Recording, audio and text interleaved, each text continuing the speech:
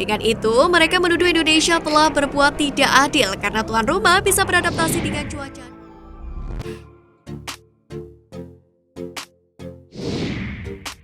Timnas Indonesia berpesta karena petuah manjur Sintayong. Pecinta sepak bola di tanah air tentunya bahagia ketika berpesta melawan Timor Leste, mengingat lawan yang dihadapinya bukan lawan yang sepadan untuk Garuda Nusantara. Ini bukan meremehkan tim Timor Leste, namun Marcelino Ferdinand dan kawan-kawan unggul baik secara kualitas pemain maupun rekor pertemuan. Kemenangan itu pun dijadikan bekal saat menaklukkan Timor Leste di pertandingan ini. Namun demikian, bukan hanya raihan 3 poin saja yang ingin dibawa pasukan Sintayong. Timnas Indonesia U20 juga butuh gol banyak saat menghadapi Timor Leste. Skenario ini dilakukan untuk menjaga peluang lolos ke putaran final Piala Asia U20 di Uzbekistan tahun depan. Namun begitu, Sintayong akan memandang sebelah mata Timor Leste. Kesimpulan itu didapatkannya usai mengamati permainan lawannya di turnamen-turnamen sebelumnya. Sintayong juga menyebut Timor Leste merupakan lawan yang patut untuk diwaspadai pada kualifikasi Piala Asia U20 2023 kali ini. Menurut Sintayong, Timor Leste merupakan tim yang terus berkembang dan hal inilah yang tidak boleh diremehkan oleh skuad Timnas Indonesia U20.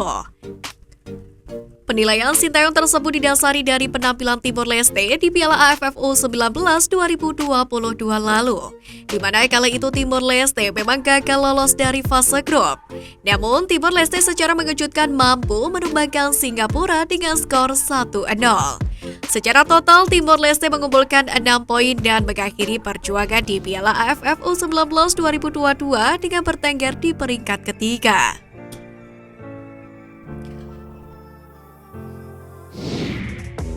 Vietnam mulai akui kekuatan timnas Indonesia di kualifikasi Piala Asia U20. Tugas berat tampaknya harus diemban timnas Vietnam U20 saat datang ke Indonesia untuk melakoni kualifikasi Piala Asia U20 2023. Kedua tim tergabung di grup F bersama dengan Hong Kong dan Timor Leste. Menariknya, timnas Vietnam lagi-lagi akan berjumpa kembali dengan timnas Indonesia setelah sebelumnya berjumpa di Piala AFF U19 2022. Dilansir dari Total 24/7, berada dalam satu grup, manajer Vietnam U20 Duong Nhiep Quoc mengakui salut dengan kekuatan timnas Indonesia. Ia mengakui jika menjadi tamu di Indonesia adalah hal yang sangat sulit. Para pemain muda harus menghadapi tekanan besar dari puluhan ribu supporter. Belum lagi The Golden Star harus menghadapi permainan fisik timnas Indonesia U20. Mengetahui hal tersebut, Duong Nhiep Quoc siap mengalahkan timnas Indonesia asalkan para pemain Vietnam bermain cerdas. Menurutnya, Vietnam harus memiliki rasa tanggung jawab dan keinginan untuk berkontribusi. Ia pun yakin Vietnam U20 pasti akan mencapai tujuannya mengalahkan Indonesia di kandang sendiri dan lolos ke putaran final Piala Asia U20 2023. Menjelang pertempuran di kualifikasi Piala Asia U20 kali ini, media Vietnam Total 24/7 pun sudah memperkirakan bahwa timnas Indonesia bakal menempati posisi 2 teratas. Salah satu hal yang membuat mereka memperkirakan hasil tersebut yakni timnas Indonesia mendapatkan keuntungan dari jadwal turnamen. Selain itu, Total 24/7 menilai pelaksanaan pertandingan pada pukul 20.00 waktu Indonesia Barat tampaknya membantu pasukan Sintayong terhindar dari cuaca terik. Berdasarkan dengan hal tersebut, mereka menyimpulkan jika pasukan Garuda Asia bisa menjaga dan mempertahankan kondisi kebugaran tubuh. Di samping itu, mereka juga turut menyinggung lawan yang akan dihadapi oleh Indonesia. Hong Kong dan Timor Leste dianggap sebagai musuh muda bagi skuad Sintayong, sehingga timnas Indonesia dipastikan bakal melakoni laga melawan Vietnam untuk memperjuangkan posisi puncak di klasmen grup F babak kualifikasi Piala Asia U20.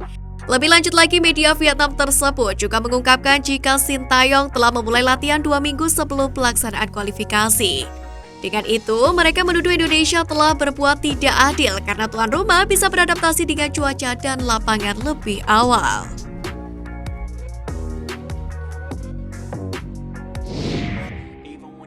Pemain berdarah Indonesia catatkan sejarah di klub Liga Kroasia. Dalam dunia sepak bola tentu mengenal beberapa pemain yang memiliki darah campuran.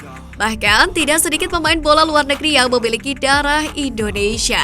Salah satunya adalah Choi Suk, yang kabar terbarunya dilaporkan berhasil mencatatkan sejarah bersama klub Liga Kroasia, HNK Kroasia. Pemain berusia 33 tahun itu tepatnya sukses mengukir sejarah dengan hasil tampil dalam 100 pertandingan bersama HNK Kroasia.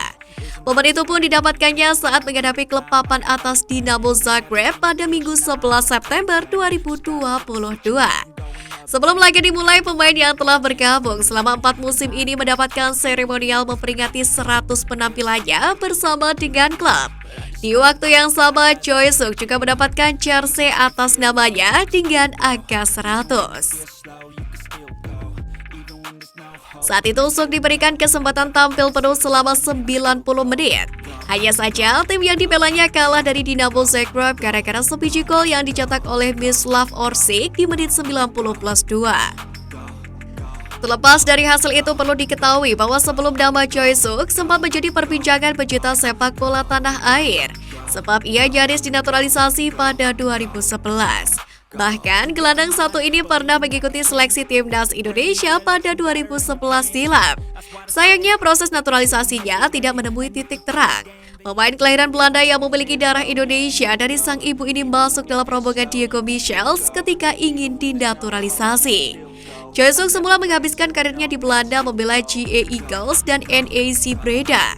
Ia juga sempat merantau ke Belgia dengan Beerschot AC. Kini Suk tampak betah bermain di Kroasia setelah hengkang dari GA Eagle pada 2018 silam.